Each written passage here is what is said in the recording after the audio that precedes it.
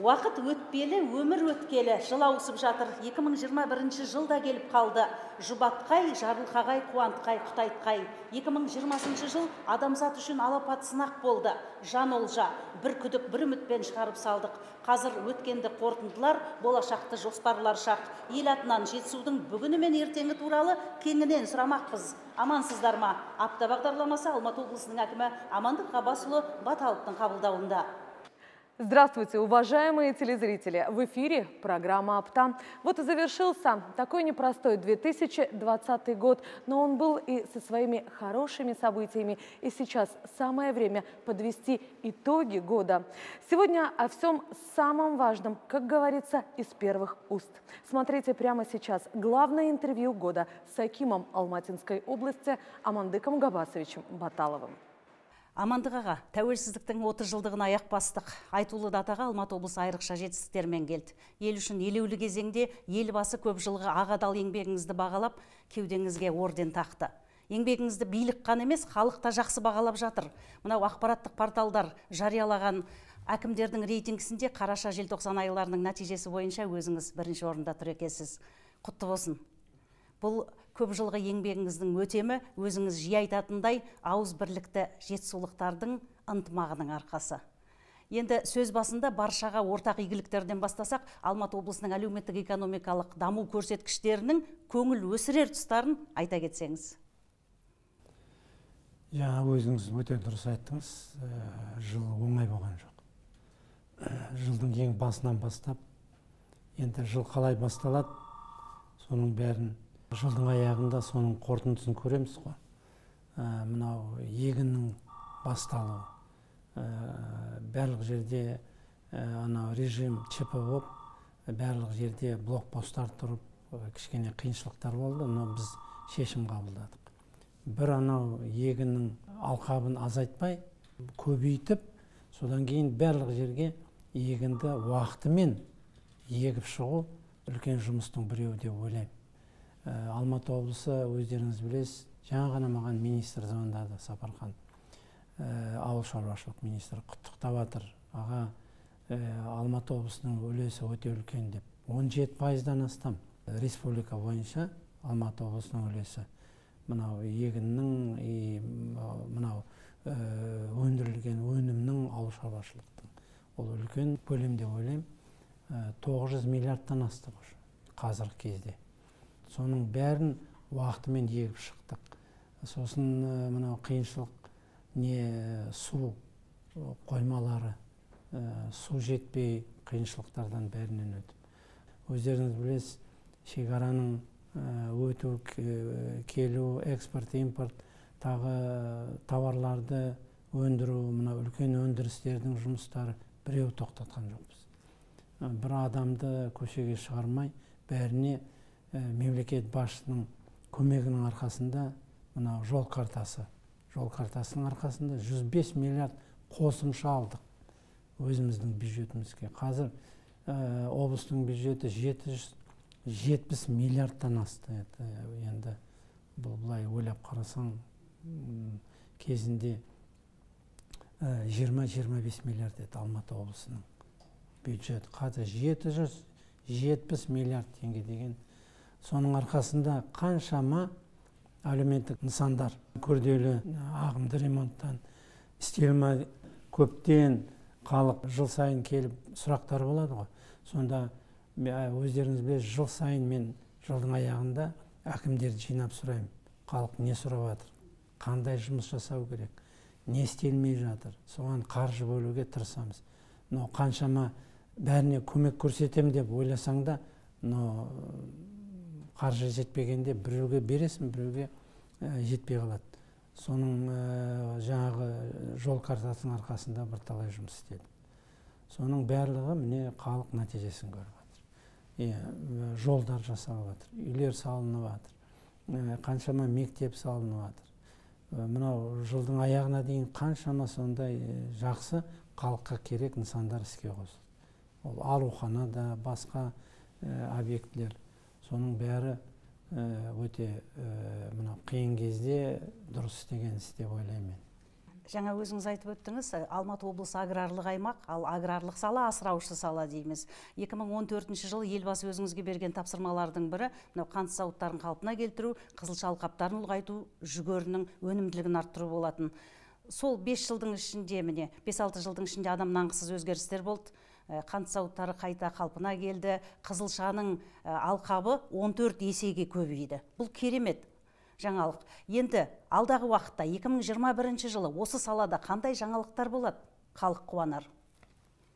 Мен әрқашан айтып жүрем, елбасы мені тағайындағанда, мына үлкен кісі былай өзінің шәкіртіне бата береді ғой. Берген батасы соны мен отырып былай жазғанда 16 тақырып болды.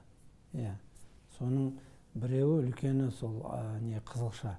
Қызылша туралы біз көп айтамыз, но айтуға болады. Не десеңіз, қаншама жұмыс орны ашылды. Қаншама бұрыннан тұрып қалған ауыл шаруашылық хозяйстволар барлығы жұмыс істеп кетті. Мынау 2 заводты алсақ, 2 завод, Көксу мен Ақсу завод. Мен әрқашан айтамын ғой, Көксу заводына барғанда 34 жылы іске қосылған. Сол кездегі анау технология оборудование тұрады. Қазір заманға сай барлық шетелден керемет заманға сай современный технологичный оборудование барлық жерге қойылған. Соның арқасында өндіретін өнімнің 10% қантқа неғылатын. Қазір 13%. 3% деген өте үлкен. Мынау Ақсу заводы бұрын оның қуаттылығы 350 мың тонна болатын. Қазір 550 мың тонна. 2 есе қуаттылық почти өсіп отыр. Тағы мынау бұрын анау жом қалатын, соны қазір брикетирование жасап, 12 ай анау қазір өздеріңіз білесіз, мемлекет басшысының тапсырмасы Қасым-Жомарт Кемелевич Тоқаевтың экспортно ориентированное производство дейді. Содан кейін откормочные площадки. Соларға сол как раз керек, өте керек зат. Соның бәрі сол заводта шығарылып жатыр. Содан кейін мынау қызылша өздеріңіз білесіз, қаншама алқабын өсірсек те, площади увеличиваем, но ол мынау қаңтар айының ортасында, ақпан айына дейін уже переработканың бәрі бітеді. Содан кейін завод кішкене тұрады, келесі урожайға дейін. Қазір сондай уақыт жоғалтпай, қазір мынау сол жердегі инвесторларымыз, соларға рахмет, шетелге шығып, қазір Бразилиядан тростник әкеп соны переработка жасаймыз. Онда 60-70%-ға дейін республиканың керекті қантын біз Алматы облысының өзі шығаруға мүмкіндік бар. 480 мың тонна қазір кезде қанттың несі, керектігі. Оның, ойлаңыз, 350 мың тоннаға дейін шығаруға мүмкіндік болады. Диқандарды қолдауда сервистік орталықтарды көптеп аштыңыздар, және де біздің естуімізше бір жақсы жаңалық, алдағы жылы қант қызылшасы жаңа өнім өткізген үшін субсидияның көлемін өсірген жатыр екенсіздер ғой. Мен аралаймын ғой, жыл сайын мына егінді. Сонда крестьяндар маған сондай ұсыныс жасады. Бұрын 10%, 10 мың теңге, 10 мың теңгені завод төлейтін, 8 мың теңгені біз төлейтінбіз бюджеттен. Сосын ұсыныс жасады, аға осындай көмек көрсетсеңіз, 2 мың қосса, онда өте үлкен көмек болады деп. Мен бұлай санап көрдім. Қазір жаңа айттым ғой, бюджетіміз сондай болса, барлық сонда крестьянлардың несін керектігін санағанда, соның барлығы 700-800 миллион теңге болады екен, миллиардқа дейін. Қазір Алматы облысында ондай ақша бөлу өте оңай. Жақсы жұмыс істегеннің арқасында. Поэтому мен ойладым да айттым, жарайды, шешеміз 2 мың теңге қосымша бөлеміз дедім.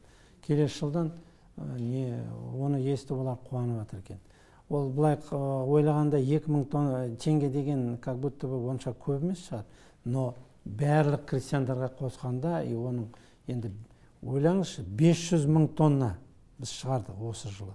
500 мың тоннаны 2 мың теңгеге көбейтші. қаншама миллиард теңге болады. Оларға сол түседі пайда. Ауыл шаруашылығын айтып тұрып, ирригацияны айтпай кету мүмкін емес. Алматы облысының аумағында 16 000 шақырым суғару жүйелері бар. Соның бәрін жаңарттырып жатырсыз. 2021 жылы қандай жетістіктер болады? Биыл білесіз, құрғақшылық көп болды. Мен әкім болып тағайындағанда мен үлкен бір алдыма қойған міндет өзім мына ирригациялық жүйелердің бәрін қалпына келтіру. Ол керекті зат, өте керекті зат. Өздеріңіз білесіз, су бар жерде егістіктің несі шығатын уражайность дейді 2-3 есе өседі. Көп адамдар ойлайды, мынау Шымкент өңірінде, Қызылорда өңірінде сол жақ ирригация, сол жақта не көп. Бізде, ең үлкені бізде. Жаңа өздеріңіз айтып отырсыз, 16,5 мың километр жүйелер бар. Содан кейін су қоймалардың өзде кішкентай миллион кубтан бастап Капчагай 19 миллиард куб. Үлкен өзендер, Еле өзені қандай. Керемет баяғы ата-бабамыздан келе жатқан. Мына жақтағы Лепсі, Көксу, Ақсу, Тентекке дейін. Соның бәрі пайдаланып, халыққа су ретінде жеткізіп отырсақ, онда өте керемет жағдай болады. Біз соның бәрін санап, мен жыл сайын 2-3 миллиард теңге бөліп отыр. Біз бюджетті қарағанда әрқашан соның бәрін инвентаризация жасадық. Содан кейін паспортизация жасадық. Сосын ұсыныс жасадық республикаға, басқа сондай банктарға. Ислам банкынан біз 19 миллиард теңге алып отырмыз. Республикадан өзіміз бөліп. Соның арқасында жыл сайын біз 20 мың гектар жерді қайта іске қосып жатырмыз. Суармалы жерді. Осы жылда 20 мың гектарды қостық. Соның бәрі келер жыл сайын сөйтіп көбейтіп 138 мың гектар жерді қосамыз іске. Тағы заманға сай жаңа технология дейді ғой, жаңбырлатып, тамшылатып суғарту. Тамшылатып суғартуды да көбейту керек. Оның да әр түрі бар. Соның бәрі. Особенно олар өте жақсы. Қазір біз алма ағаш, алма бақтарды көбейтіп жатырмыз. Косточковый мына Ойгор ауданында. Ол жерде барлық жерде тамшылатып суару өте жақсы. Қазір мен тапсырма бердім. Сондай жақсы ауылда істейтін шаруашылықтарды табыңдар деп, басшылары ответственный. Соларға жаңағы ДДН, ДДА деген поливальный, сондай дождевой машиналарды сатып алып берем, көрсетем соларға. Лизингке береміз. Лизингке СПК-дан. Көреміз сосын, салыстырып қалай. Жақсы пайдаланып, жақсы уражай тауып не қылса, онда сөйтіп жаңағы свекловод, кукурузавод, лесоводтарға соларға көмектестік қой. Дәл сөйтіп мыналарға да көмектесеміз. Олег Габасович, вот как раз продолжая тему, то есть развивая аграрный сектор, увеличивая посевные площади, я думаю, что особая ставка, конечно, будет сделана на переработку сельскохозяйственной продукции, да? И здесь, конечно, хотелось бы затронуть вопрос привлечения инвестиций. Алматинская область всегда, конечно, была инвестиционно привлекательная для бизнесмена с мировым уровнем. Тому пример транснациональные компании, которые уже не просто привлечены, они успешно работают в нашем регионе. Вот какие дальнейшие планы по привлечению инвестиций? Вот как сказался вот этот пандемичный год все-таки на бизнесе, на большом бизнесе в нашем регионе, и какие дальнейшие планы? Ну, на большом бизнесе особо не это. Почему? Потому что в целом вся республика, правительственная комиссия во главе с премьер-министром Маминым Аскаром Узакбаевичем всем нам помогала. Вплоть до того, что переход границ и необходимого оборудования или же специалистов для того, чтобы они прибыли сюда и делали какие-то пусконаладочные работы или там обучение или еще это. Все это было решено на уровне государства. Процесс не останавливался? Не останавливался. Это я 100% уверенностью могу сказать. Поэтому и наш аккумуляторный работал, и Лукойл работал, и Марвин Фуд работал, и Филипп Моррис, никто не останавливался. Конечно, малый и средний бизнес пострадал. У нас более 130 тысяч субъектов малого и среднего бизнеса, и мы можем с гордостью говорить, что доля в ВРП области – это внутренний региональный продукт. доля малого и среднего бизнеса достигла 34%. Это очень высокий показатель. Почему? Потому что до 2025 года президент страны поставил задачу довести до 35%. Мы уже имеем на сегодня 34%. Я помню, когда начинал, и Акимов собирал, я им говорил, что я буду вас оценивать так, как вы работаете с малым бизнесом. Не обязательно создавать, как вот сейчас мы говорили, большие транснациональные компании. Это не каждый может. Сейчас мы работаем, чтобы вовлечь в Алматинскую область Tyson Food. Это всемирно известная компания по переработке сельхозпродукции, конкретно мяса, говядины. Вот. Это всемирно известная компания. Мы уже практически на стадии строительства с компанией Бауман. Мы его назвали Жетсухой. Это 100 лет имеет историю эта компания. Мы имеем 4 миллиона овец и коз, но не имеем переработки нормальной. А это значит, нету экспорта нормального. Вот. А такие компании могут. Вот. И они к нам идут, и мы решаем. Елбасы мне сказал, Амандық, не обязательно создавать гиганты. Пусть акимы работают, чтобы создать 20-30 мест рабочих. Вот такие предприятия, организации. И мы над этим работали. И вот результат сейчас. 34% доля ВРП. Я всегда говорю, что главное богатство Алматинской области – это люди. Вот. Им надо только создать условия, помочь, вот, вместе с ними работать, и они дают вот такой результат. И то, что вот я говорил, доходная часть бюджета, в целом бюджет 770 миллиардов тенге. И мы каждый квартал, доходная часть бюджета у нас увеличивается на несколько миллиардов. И мы все время, когда пересматриваем бюджет, мы имеем возможность где-то отремонтировать дорогу, которую годами не могли отремонтировать. Где-то взять, построить школу, больницу, сельскую врачебную амбулаторию. Мы каждый год больше 10-15 врачебных амбулаторий строим. В этом году уже мы разработали новый проект такой, оказывается, модульные есть варианты. Вот, я для пробы выделил 1 миллиард тенге. Мы в нескольких местах поставим, они моментально собираются, они уже готовые, мобильные, там все есть. Я такое видел в Татарстане. Вот. Шикарная, очень отличная вещь. Мы их будем везде ставить. В маленьких отдаленных поселках. Зато прекрасные условия, там все есть. Вот.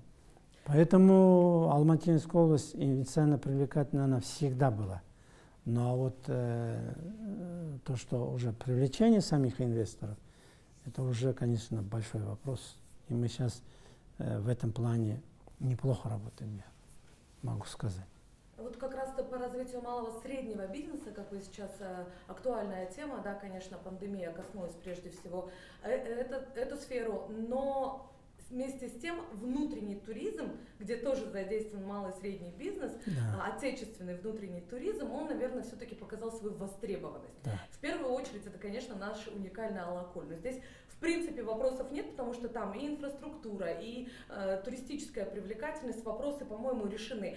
А что именно с нашим озером Балхаш? Сейчас очень такая животрепещущая тема, потому что туристов очень много именно в этот сезон посетило озеро Балхаш, и причем не только местных туристов, но и зарубежных.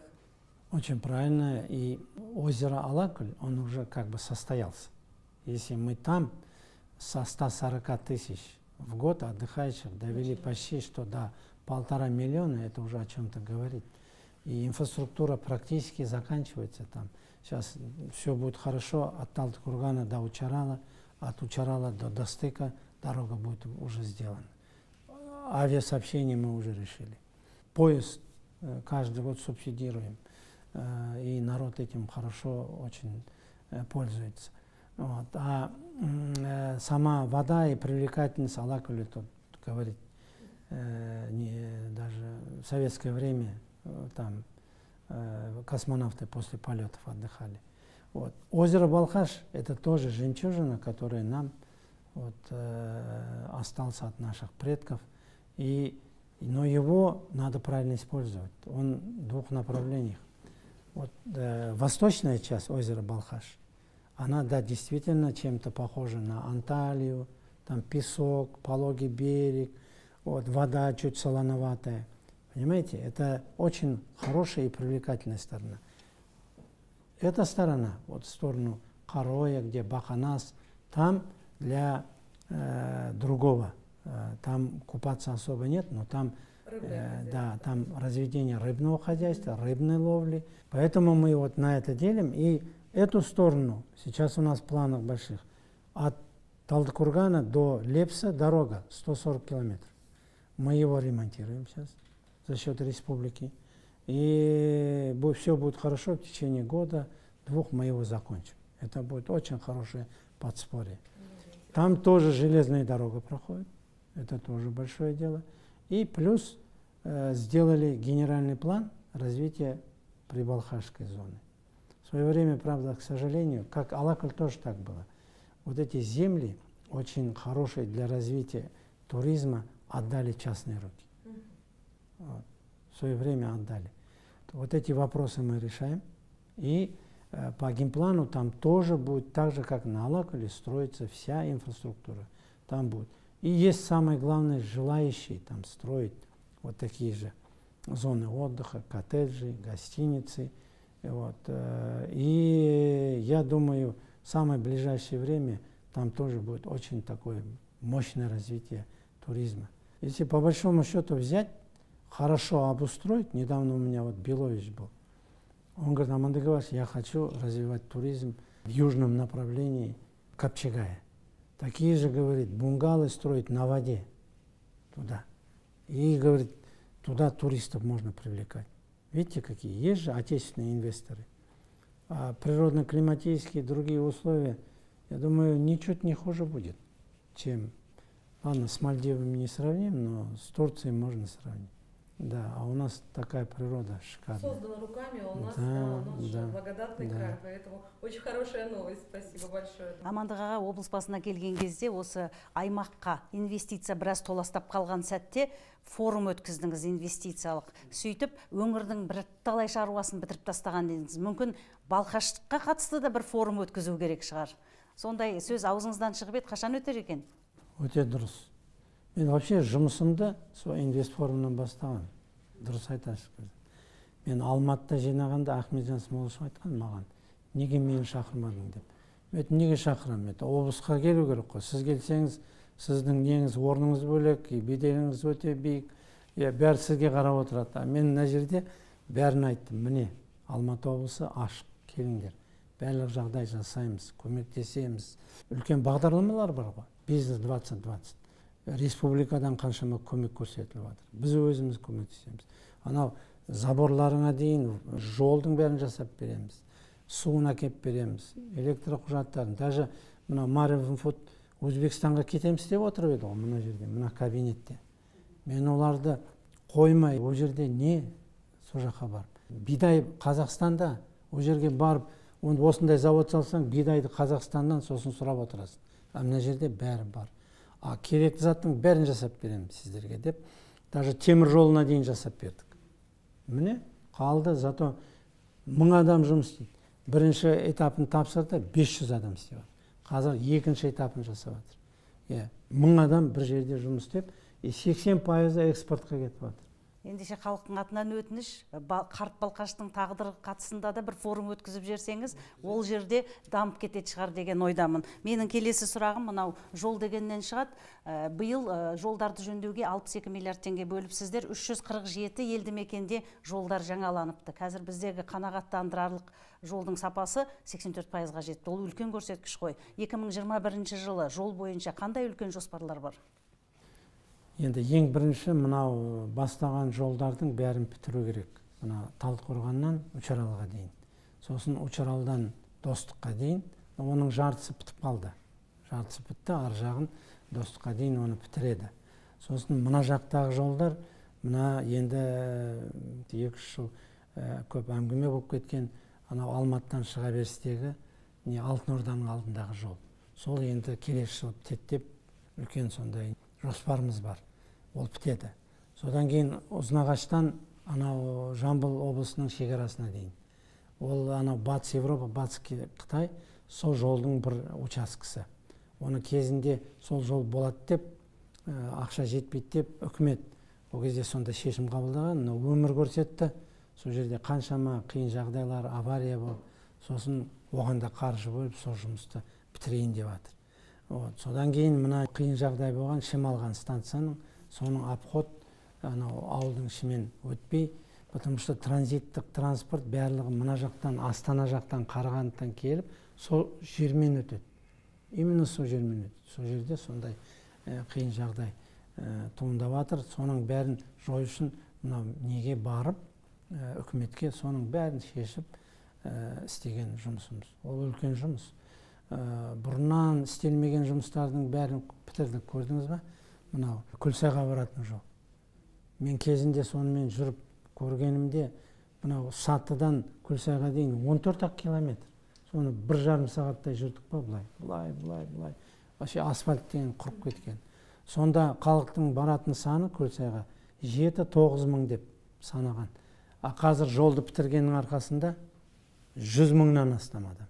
Қазір уже Қазақстанның жігіттері, бизнесмендері Күлсай, Қайынды, мына жақта Чарын, сол жердің бәрін кластерға кіргізіп, сол жерде туризмді дамытамыз, потому что ол жерге Америкадан, Европадан туристер келіп, Қазақстанның Гранд каньонын көреміз, Швейцарияда дай мынау көлдерін көреміз деп, сол жерге армандап интернеттен көреді ғой.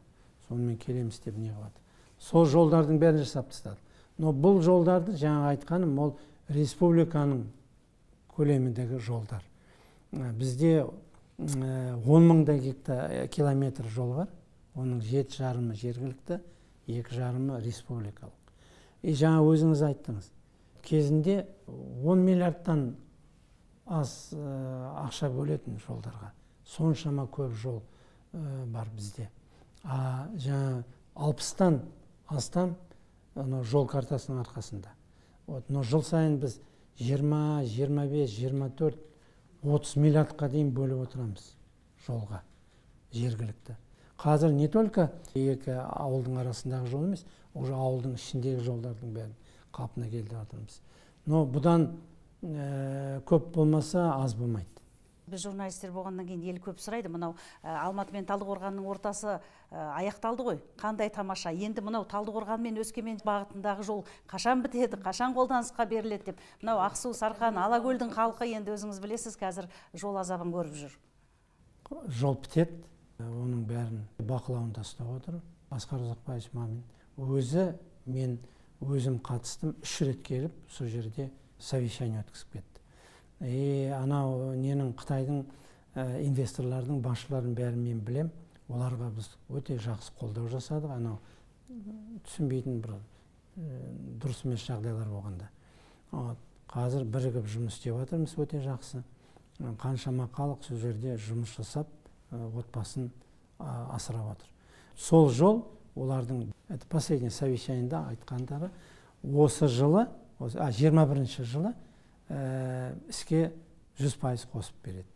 Қазіргі кезде 200 километр ма уже жол ашық. Барлығы 340 километр.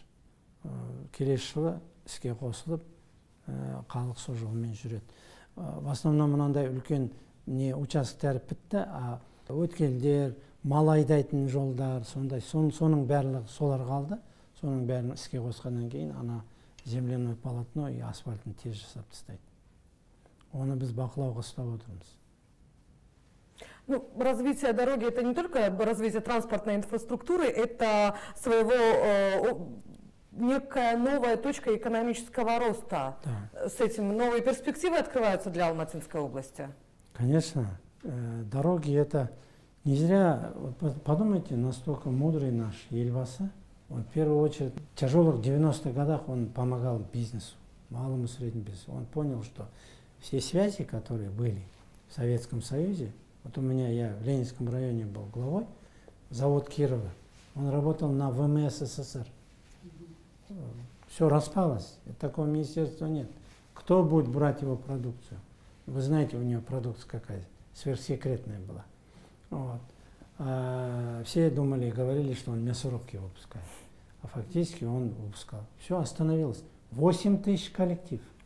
8 тысяч коллектив, крупнейшие, вот эти связи оборвались, и он тогда знал, что такие заводы сразу не поднимешь. Это не так просто. И все помогал вот бизнесу, малому и среднему. И потом он уже начал инфраструктуру создавать. Почему? Потому что ни один бизнесмен со стороны не придет, если не будет инфраструктуры, не будет хороших дорог, не будет хороших авиасообщений, не будет железной дороги. В каком государстве постсоветском пространстве столько железных дорог построили? Даже в нашей Алматинской области. Жетіген-Қарғос, 298 километров. Я все до километра знаю, потому что я везде участвовал. Западная Европа, Западный Китай. Вот эти дороги. Сейчас от Алматы до Талдыкургана было время, мы 5 часов ездили, без саат. Сейчас шикарный, как в Европе, автобан, спокойно ездим.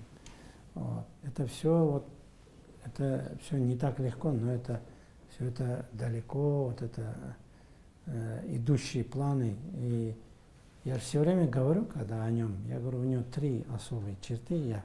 Сам это меня никто не научил. И когда он мне звонил, я ему говорил, я статью написал про вас. И в Егемен Казахстане напечатали. Это 3 основные качества. Это как политика, как человека. Он любую вещь вот, вникает не просто поверхностно, а до глубины изучает. Это вот оттуда, что он вот, политик очень такой глубоко мыслящий, вот, не поверхностный. Вот сегодняшним днем или там. Вот. Потом есть такое понятие дальновидный такой политик. Он любую вещь видит на несколько лет вперед. Видите, он вот это все делал, что в последующем как будет. Он уже в то время знал, даже когда Астану туда перевозил. Вот. Все это мудрейшее решение. И потом политик не должен быть инертным и узкомыслящим. Это масштабность политика, масштабный политик. Он, видите, он все охватывает. Для него нету такого, когда в стороне все останется. Он вот такой широкий, он масштабный, он все видит.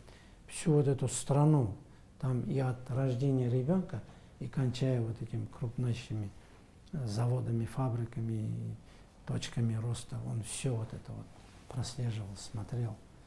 Вот так должно. И вот поэтому Казахстан таких результатов достиг, и в том числе наша область. И я свою работу тоже начал. Вот, я знал, что если я инвесторов сюда не затащу и новые рабочие места, сейчас мы в год по 60 тысяч рабочих мест создаем. Это же здорово. Вот. И за счет инвесторов, они, если придут, тогда область станет на ноги. И Касым-Жомарт Кемелевич, когда я с ним последний раз встречался, он сказал большое спасибо, и область, что динамично, хорошо работает. Вот. И когда я его поблагодарил за то, что награду такую дали мне, он же указ подписывает. Елбасы өз осында, это я мечтал об этом, я даже не думал, что вот в этом году было время, я и доживу до этого дня или нет, такие мысли были, когда тяжело было. А вот видите, Құдайға мың да бір шүкір. Вот. И президент сказал, Абике, оценивается работа по результатам. Вот. Поэтому мне это было очень приятно. Я всегда всем говорю, это не мой один труд. Один в поле не воин, это аксиома. Это всегда было. Вот. Только вот вместе вот со своей командой, со всеми, и вы в том числе. Вот. Все мы, видите, достигли этого. Осы іс басына келгелі ілгерілеткен бір салаңыз газдандыру. Бұйыл жыл соңына 57%-ға жетуі тиіс кешенді газдандыру.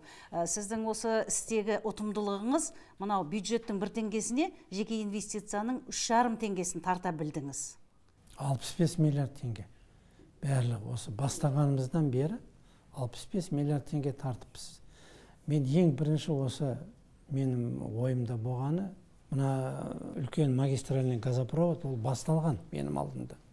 Оны мен бастадым деп айта алмаймын, но ол тұрып қалған. Істелмей тұрды. Мен ең бірінші Кәрім Қажымқановқа Ол кезде ол премьер-министр.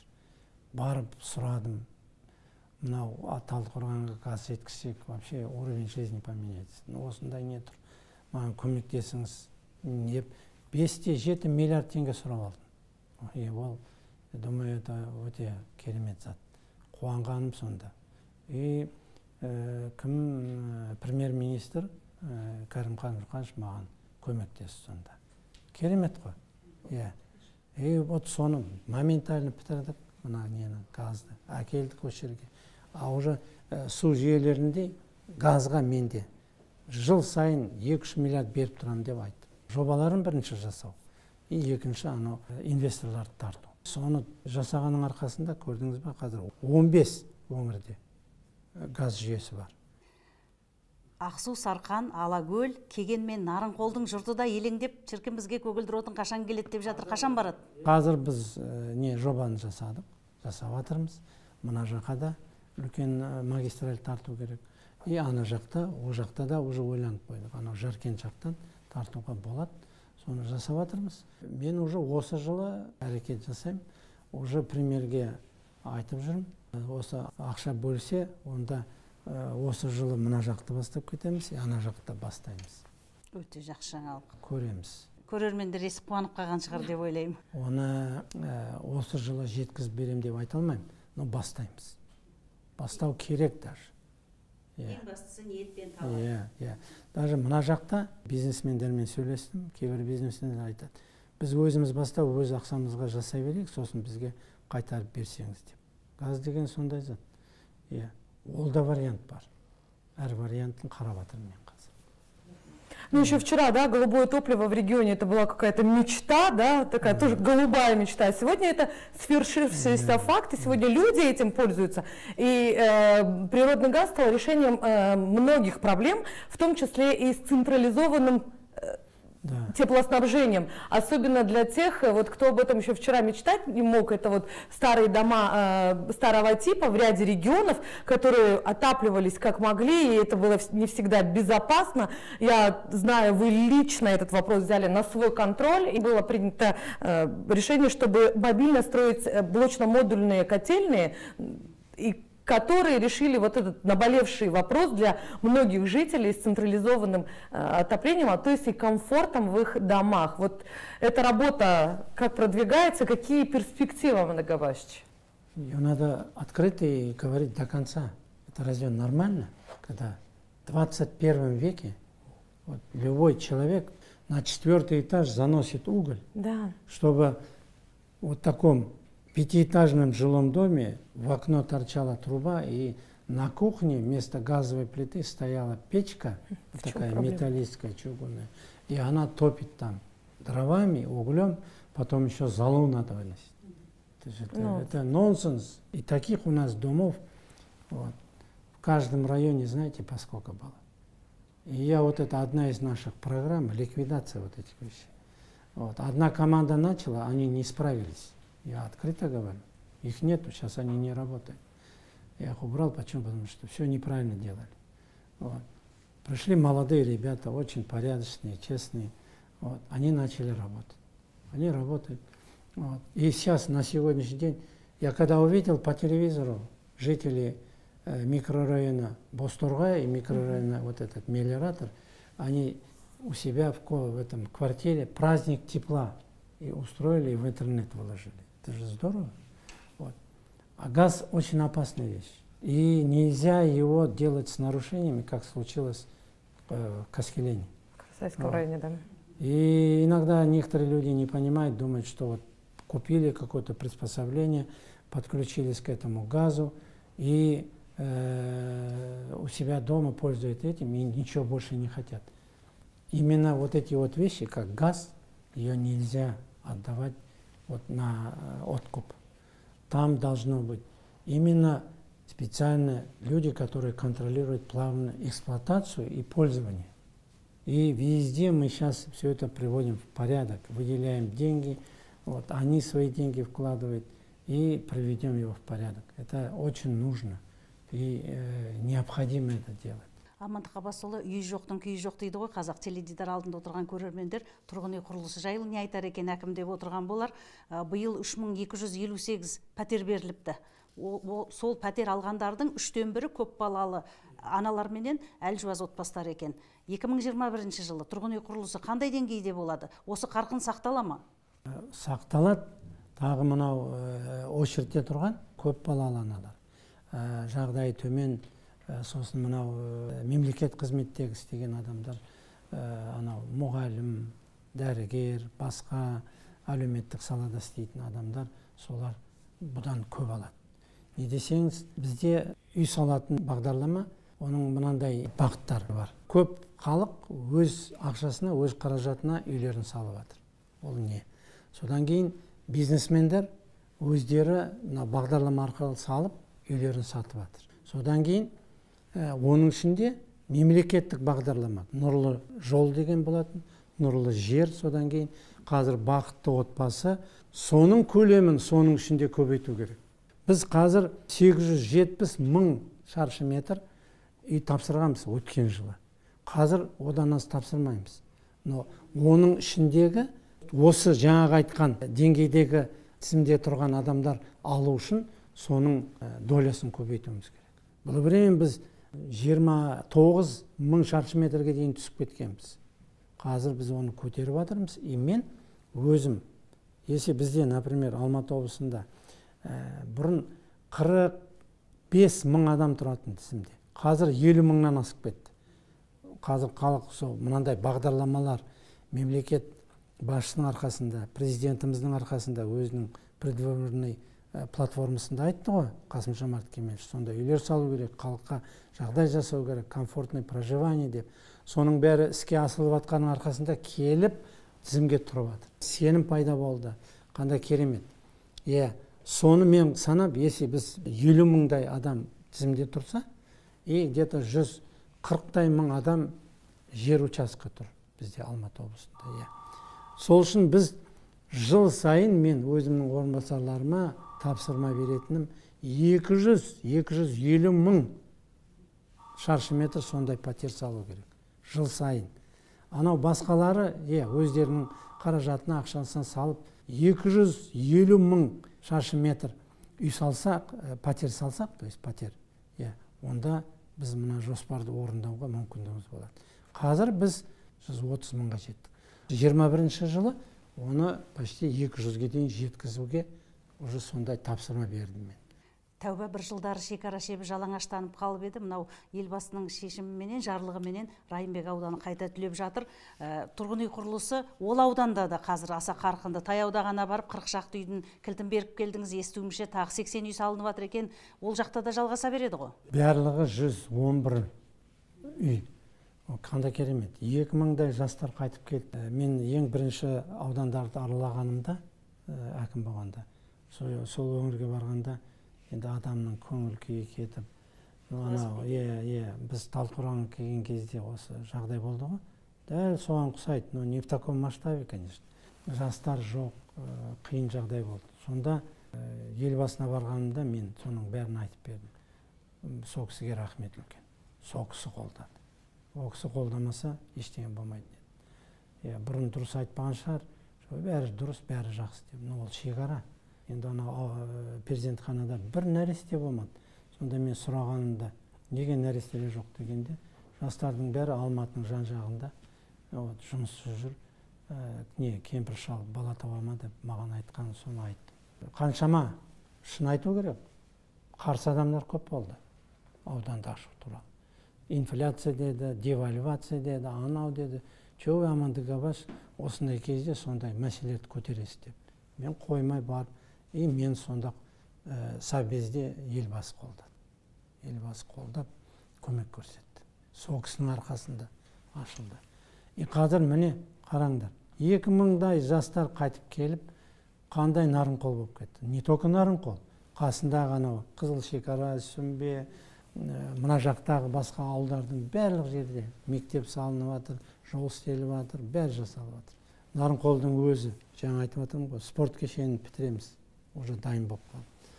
Қаншама үй, анау акимат, налоговый, басқа керекті мекемелер бәрі ашылып жатыр. Қандай жақсы. Соның бәріне жастар келіп жатыр. Қазір жаңа айтқандай газын әкеп берсек, тағы ол жерге инвесторлар келеді. Тағы жаңа СЗТ-дан қаржы бөліп біз ол жерге 77 современный картоп егетін оборудование алып бердік. Арнайы генетический сондай өте биік тұқым әкеп бердік Голландиядан. Уже кішкене анау селекционный жұмыс жасалмай, біздің картөбіміз майда болып, анау стандартқа сай келмейді. Қазір сондай керемет нені әкеліп едік, күні маған ярмаркада көрсетіп жатыр. Амандығаш, мынау міне әкелген деп, барлығы мынандай картоптер, керемет. И вкусовые качества, дәм жағынан да керемет жақсы. Соның барлығы селіп атқан халық үшін. Ол өңір әлі бұдан да дамиды. Радует, конечно, когда жизнь возвращается, особенно в отдаленные регионы Алматинской области, но опять-таки это факты налицо, что жизнь возрождается. И вот один из актуальных на сегодня вопросов, люди интересуются и так далее, это, конечно, социальная помощь населению. Это одна из основных частей посткризисного пакета поддержки населения. На это особую ставку делает президент. Недавно, подводя итоги года волонтеров, он особую роль отметил, люди, которые помогали другим людям, но эта помощь, наверное, в таких масштабах не была бы возможна и до конца реализована, если бы, конечно, не поддержка государства. Да. Все это общий пакет антикризисных мер. Как далее его намерены выполнять в нашем регионе? В этом году, я сказал, мы получили очень огромную сумму. Я говорю, сколько лет я работаю, я такой не видел. Вот. И я помню первую дорожную карту, и сейчас это 105 миллиардов. 20 тысяч рабочих мест. Вот. И сколько объектов именно социального направления. Потом люди же без работы не остались, они были обеспечены работой, вот, и получали минимум 80-90 тысяч тенге, вот, благодаря этой программе. Потом программа «Ембек». Вот, сейчас подводят итоги, говорят, что и по дорожной карте, и по программе «Ембек» мы лидеры в республике. Вот, это все. А в целом, в общем, 60 с лишним тысяч рабочих мест создали. Это здорово, вот, я считаю. И все, кто хочет работать, им всем оказывается помощь. Вот не только так, чтобы они были только потребители, а именно тот, кто хочет работать, может пойти обучиться, получить профессию и получить микрокредит или кредит по вот этим пониженным ставкам и открыть собственное дело свое какое-то. Это все есть сейчас у нас. Государство все это нам помогает, мы помогаем людям. И это, я считаю, одно из таких приоритетных направлений в своей работе Касым-Жомарт Кемелевич ставит. Вот именно оказывать помощь в создании вот это, чтобы никого не увольняли, вовремя зарплату выдавали, вот, и нуждающимся оказывали помощь. Мы говорили о жилищной программе, да? Это наша область еще чем вот особенность такая, что наши бизнесмены, наши руководители предприятий, организаций, крестьянских хозяйств около 300 квартир и домов купили нуждающимся.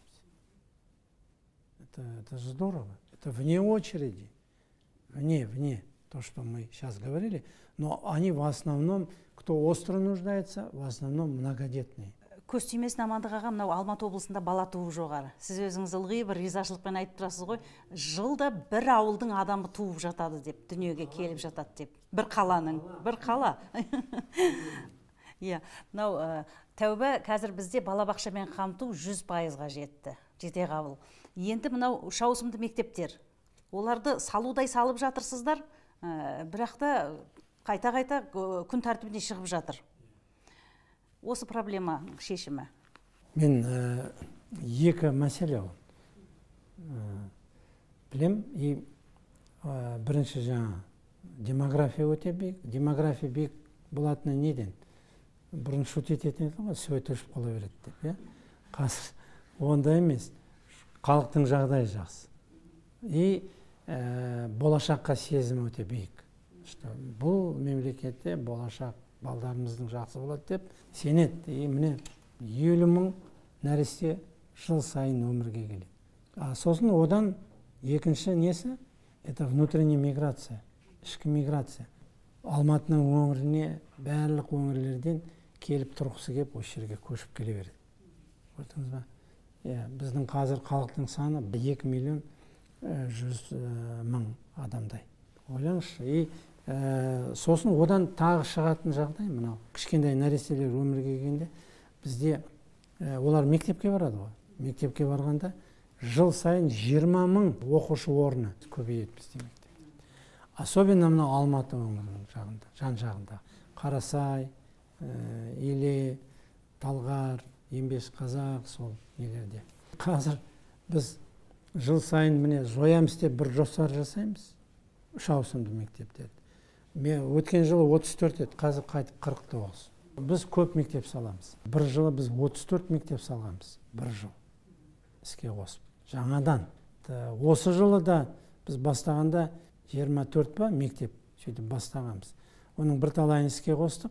8-і келесі жылға переходящий болып кірді. Қазір мен өткен аптада мен жерде биогруппты қабылдап, солармен келісімге отырып, қазір біз жылдың басынан, осы жылдан бастап, тағы 6 мектеп бастаймыз, 1500 орындық. Оның бағасы где-то 30 миллиардтай теңге. Ол жол картасының арқасында. Біз жобасын бәрін жасап қойдық, бәрі дайын. Сайлау өткеннен кейін уже кірісіп кетеміз оған. Сөйтіп сондай мәселені шешіп жатырмыз. Енді Құдайға мыңдап шүкір деймін. Біз жұмыс жасаймыз, одан қорықпаймыз.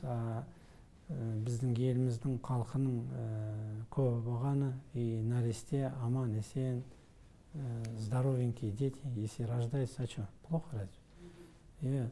Қазақтың жері, Қазақстанның жері көп еще. Поэтому көбейе берсін.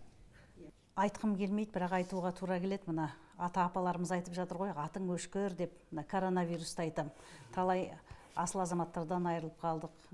Медицинаның да кем кетігін ашып берді. Бетін әрі қылсын, әрине, бірақ тағы қазақ айтады ғой, жаман айтпай жақсы жоқ деп. Енді мынау сондай қарқында қайта көтеріле қалса, бізде дайындық қандай? Адамдарға араша түсе аламыз ба? Қатарымыздан керемет достарымыз, әріптестеріміз қимайтын. Енді әр адамды қимайсың ғой. Ғана коллективті құттықтап атқанда кішкене босап не қылдым. Мен до сих пор сезбеймін, Серікжан жоқ екен. Жерлеген, көрмегеннен ба, өзім қатты ауырып атқанда. Мне такое чувство, әлі, как будто была командировка кетіп, анау ауыл шаруашылықты аралап жүр деп. Сөйтіп иногда ойлаймын. Сондай жігіттер кетті арамыздан. Жақсылық Ушкемпиров қандай еді? Елбасытар жақсылық болсын, амандық болсын деп. Сондай досым ағам кетіп қалды. Анау үніміз жігіттердің арасынан өзім таңдап, өсіріп, 2 өңірге қойдым. Мынау Талғарға келмей жатып уже халық маған рахмет айтып. WhatsApp-пен жазып, Жолан Омаров. Қандай керемет жігіт. Гүлжан Магдан неше жыл осы Алматы облысында істеді. Постоянно. Пенсияға шығып, енді өмірдің рахатын көрем дегенде кетті де қалды арамыздан. Құдай кемесін. Коронавирус деген бәле. Әлемнен кетсе, онымен одан қорқып атқан ешкім жоқ. Все равно күшіміз де бар, барлық жағдайымыз да бар. Қазір анау жақсы препараттар жасап жатыр ғой. Соның бәрі келіп, халықты содан қорғайды. Я думаю, защитим.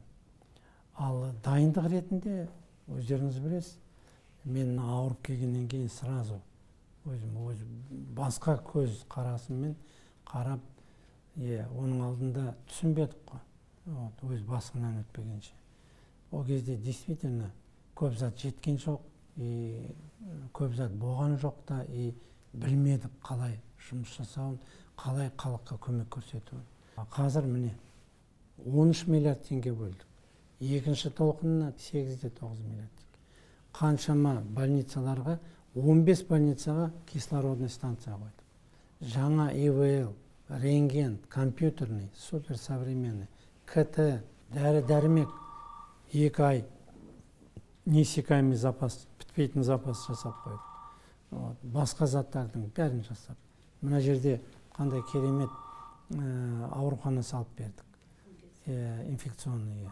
Соның бәрі халық үшін қазір уже нәтижесін көріп жатырмыз. Мен күнде қараймын, маған күнде әкеп тұрады. Қанша адам ауырды, қанша адам реанимацияда, қанша адам жазылды. Қазір уже баяғыдай статистика обратная.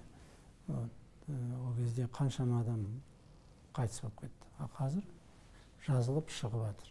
180 скорый помощь сатып алып бердік. Ол вообще жоспар бойынша 150 еді. Мен тағы 30-ның өзі бюджеттен не қылып алып бердік. Ана 12 стационар передвижной. Жылжымалы кешен. Это как мини-поликлиника. Ішіне кіріп көрдім мен. Это супер. Қандай керемет. Бәрі бар ішінде. Вот, кстати, в продолжении темы здорового поколения хотелось бы затронуть вопрос строительства физкультурно-оздоровительных центров. Сейчас в этом плане активная работа налажена в регионе? Это поручение Елбасы. У него 5 институциональных реформ, и одно из таких больших направлений было это здоровый образ жизни. А для того, чтобы здоровый образ жизни, надо строить вот такие спортивные залы, спортивные комплексы. Один из первых, который мы построили в Чемалгане, прекрасный какой получился. И инициатором, и инвестором выступила его семья. И оттуда началось, и вот представьте себе сейчас, почти у нас в каждом районном центре построен вот такой ФОК. Очень шикарный. Они в среднем где-то по 3,5, по 4 тысячи квадратных метров. Там есть игровой зал большой, там есть зал бокса, там есть зал борьбы, там есть фитнес-залы. Ну, все необходимое. Все необходимое. И плюс во дворе все необходимые. Футбольное поле, волейбольное поле, баскетбольное поле, теннисные корты, кое-где. Все это есть уже и соответствует. Когда вот такие условия создаешь, люди хотят заниматься. И дети, самое главное, идут туда. И плюс, для того, чтобы массовый спорт развивался, мы сейчас решили специально выделять деньги не только профессиональным командам, а для массового занятия спортом. Для начала я выделил в этом году, это впервые, 500 миллионов тенге, чтобы мы создали федерацию массового вида спорта. Не все, чтобы профессионально заниматься, а вот кто хочет заниматься. И я думаю, это очень большой толчок даст. И люди пойдут. А я знаю, земля Жетісу, она, мы же говорим, это земля Акынов, Батыров, это земля и великих спортсменов. Ты уверен, Аманды Гаваш, что плеяду больших имен в спорте удастся пополнить за счет открытия нашего плавательного бассейна, которого мы все с нетерпением ждем. Но это перспектива, конечно, да. Но сейчас уже можно, конечно, наслаждаться этим уникальным архитектурным произведением, новой достопримечательностью нашего города. И вот здесь, отталкиваясь от этой темы, конечно, бы хотелось узнать, какие перспективы у областного центра. Да, если бы я акимом не стал, может быть, это я не смог осуществить. Но я хотел, потому что это сооружение, которое будет.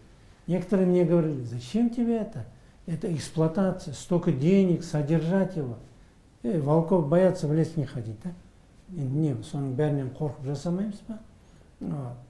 А наоборот, это останется, это наши дети. Здесь увидите, когда мы его закончим, здесь отбоя от детей не будет. Конечно, перспективы для молодежи. Для детей, для маленьких, они все будут там плавать, учиться, закаляться будут. Уже детей можно вот в том дальнем, где для детишек сделано, с годовалого возраста уже можно учить плавать. С годовалого возраста можно. Он и закаляется, он научится дышать, научится координации. А вы знаете, когда плавает человек, у него работают все группы мышц. И отсюда, с этого зала, когда я приеду, буду гордиться, что вырос олимпийский чемпион. Именно мы согласовали с Олимпийским комитетом. Да, там же по мировым стандартам. По мировым стандартам, там все по мировым стандартам. Вот любой чемпионат Азии здесь будет проводить, увидите. Таких плавательных бассейнов нет. Бізде жыл басы наурыз ғой, бірақ қазір енді мынау күнтізбе ауысады, жылдан жылға аяқ басқалы жатырмыз. Жетісулықтарға тілегіңіз? Мына өтіп баратқан жыл оңай болған жоқ. Қиын жыл болды. Ең басында айтып кеттік қой, қандай жағдайлар болған. Құдай сондай болмасын ешқашан. Жақсы тілек жарым ырыс дейді ғой қазақта. Мынау келе жатқан жыл жарылқап, бәрімізге жақсылықпен, молшылық, ақ, береке, қуаныш әкелсін. Сиыр жыл жаман болмайды дейді ғой, әрқашан. Қиын. Даже былай айтқанда, по жизненной философии, есть черная полоса, есть светлая полоса. Сондай ақ болсын, ақ мол болсын, ақ болсын. Чтобы барлық жақындарымыз ең бірінші. Туған туысқандарымыз, жаңа өзің де айтып кеттің бағананы жерде, сағыныш өте жақсы айтты. Керемет. Бір-бірімізді сезу, бір-бірімізді сыйлау, бір-бірімізді құрметтеу, мына пандемия кезінде өте дұрыс түсіндік. Сыйластық, жақсылық, молшылық, сондай жыл болсын.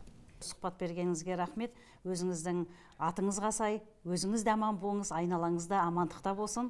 Аманда Габаевич, спасибо вам большое за интервью. Несмотря на все трудности, сложности этого года, он был богатый на свои хорошие моменты.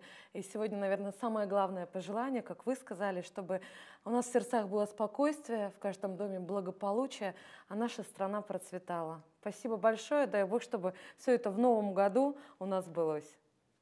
Құрметті жетісулықтар, 2021 жыл құтты болсын, ел аман, жұрт тыныш болсын, жақсылықта қауышалық. Рахмет.